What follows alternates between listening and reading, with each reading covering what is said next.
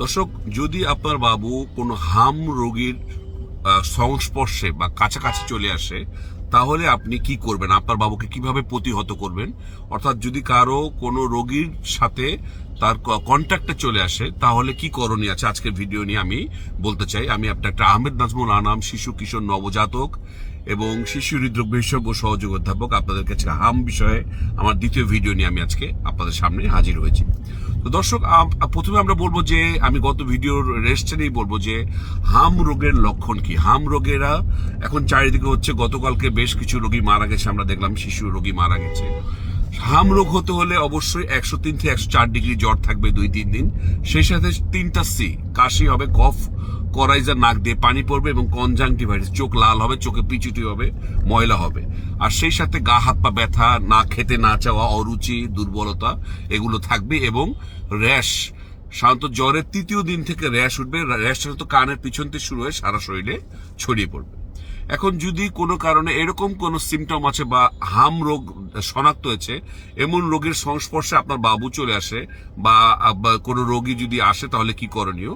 তাহলে আপনাকে, সে যদি ভ্যাকসিন দেওয়া না থেকে থাকে, তাহলে আপনি ভ্যাকসিন দিতে পারবেন। MMR ভ্যাকসিন, যেটা বাজারে প্রায়োরিক্স নামে পাওয়া যায়, সেটা সাধারণত 3 দিনের ভিতরে আপনি অ্যাটাচমেন্টে আসার, অর্থাৎ কন্ট্যাক্টে আসার 3 দিনের ভিতরে আপনাকে ভ্যাকসিনটা দিতে হবে, না হলে কিন্তু কার্যকরী হবে না। তাহলে যাদের ভ্যাকসিন দেওয়া আছে তাদের দরকার নাই, কিন্তু যাদের দেওয়া নেই তারা এটা তাদের করতে হবে।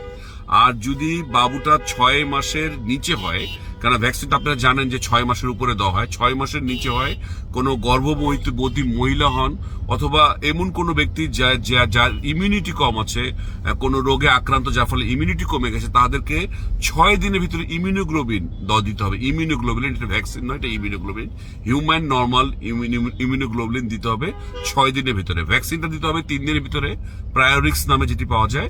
আর যদি 6 মাসের নিচের বাবু হয়, গর্ভবতী মহিলা হয়, তাহলে ইমিউনোগ্লোবিন দিতে হবে এবং সেটি 6 দিনের ভিতরে অবশ্যই দিতে হবে। তো এটি একটি ব্যাপার। অনেকে আমাকে প্রশ্ন করেছেন, স্যার আমি কিভাবে বুঝবো যে আমার ভ্যাকসিন অলরেডি দেওয়া হয়েছে কিনা?